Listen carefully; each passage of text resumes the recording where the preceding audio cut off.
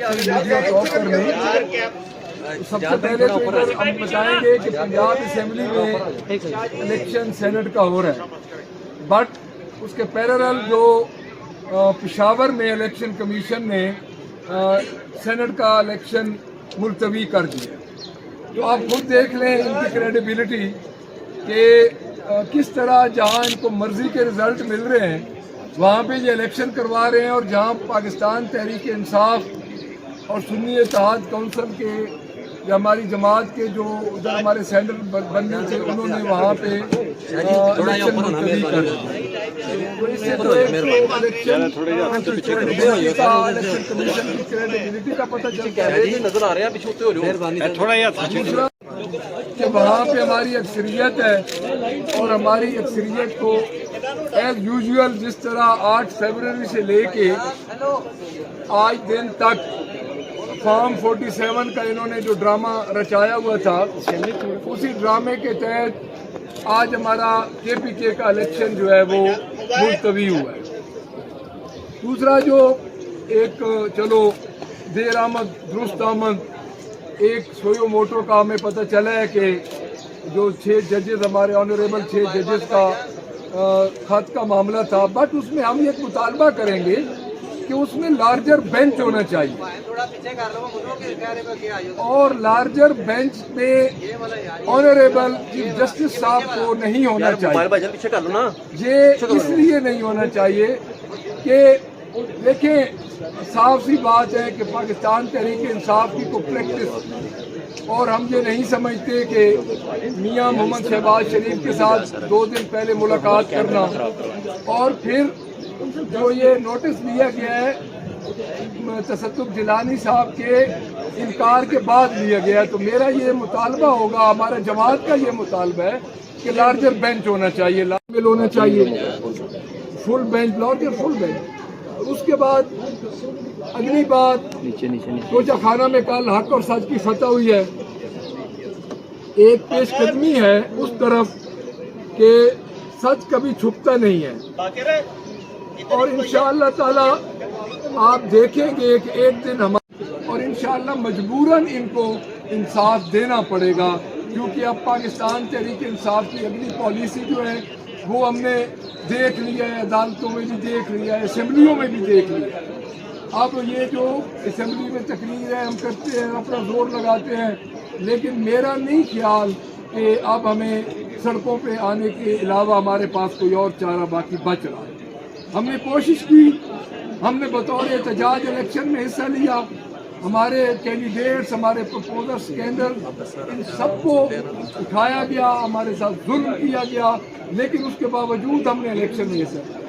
اس کے بعد فارم 47 والا مسئلہ بنا، پھر ہمارے ساتھ جو 27 سیٹ سے ریزرو وہ آپ دیکھ لیں ہم سے چھینی گئی، لیکن ہم نے ہر پروسیس میں حصہ لیا. تو اب ہم یہ چاہتے ہیں کہ ہمارے ساتھ انصاف ہو، اور مجھے یہ لگتا ہے کہ اس انصاف کے لیے دوبارہ پاکستان تحریک انصاف کو پرامن احتجاج کے لیے سڑکوں پہ آنا پڑے گا، کیونکہ اس کے علاوہ اب ہمیں کوئی چارہ نظر نہیں آ رہا. تو ایک یہ بات، اور کسی دوست اقبال ہرن، ان پہ ان کی کل فیکٹریز کو بند کیا گیا اور کوئی ان کی FIR نہیں ہے، اور سردار شہاب الدین صاحب کے MP ہاسٹل میں جا کے رات کو پولیس نے وہاں پہ چھاپا مارا ہے، اور کوئی ان پہ FIR نہیں ہے، کوئی کچھ نہیں ہے. یہ پولیس گردی کی ایک اور بہت بڑی مثال ہے، جس طرح یہ غنڈہ گردی اور پولیس گردی ہو رہی ہے. تو یہ آپ کے سامنے. منصب صاحب یہ بتا دیں کہ عمران خان کی رہائی کے لیے اور دھاندلی کے خلاف تحریک انصاف کی جانب سے لانگ مارچ کا انڈیا دیا گیا تھا، اس حوالے سے آپ کی تیاریاں اور کیا پلان ہے آپ کا لانگ مارچ کی طرف نکل گئے؟ دیکھیں جی، میں پہلے آپ کو بات بتا چکا ہوں کہ ہم پرامن لانگ مارچ بھی کریں گے، ہم احتجاج بھی کریں گے. عید کے بعد انشاءاللہ ہوگا یہ، کیونکہ اب ہم عدالتوں کے دروازے بھی کھٹکھٹا رہے ہیں، ہم اسمبلی کے اندر بھی بول رہے ہیں، کوئی بات ہماری نہیں سن رہا. تو الٹیمیٹلی ایک جو لارجسٹ پارٹی ہے پاکستان کی، تو اس کو باہر نکلنا ہی پڑے گا.